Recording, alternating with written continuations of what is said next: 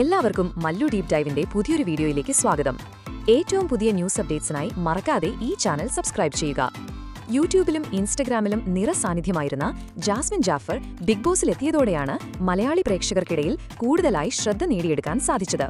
Big ബോസിൽ വെച്ച് സഹമത്സരാർത്ഥിയായ ഗബ്രി ജോസുമായുള്ള ജാസ്മിന്റെ സൗഹൃദമായിരുന്നു ബിഗ് ബോസ് ഹൌസിന് അകത്തും പുറത്തും വലിയ രീതിയിൽ ചർച്ചാ വിഷയമായി മാറിയിരുന്നത്.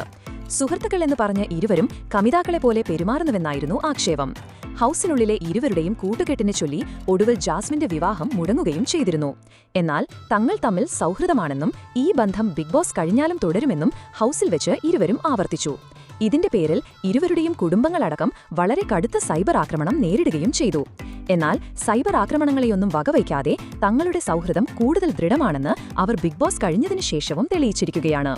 ഇപ്പോഴിതാ ജാസ്മിനും തന്റെ മറ്റൊരു അടുത്ത സുഹൃത്തും ഇൻസ്റ്റഗ്രാമിൽ പങ്കുവച്ചൊരു വീഡിയോയാണ് സോഷ്യൽ മീഡിയയിൽ വളരെയേറെ വൈറലായിക്കൊണ്ടിരിക്കുന്നത്.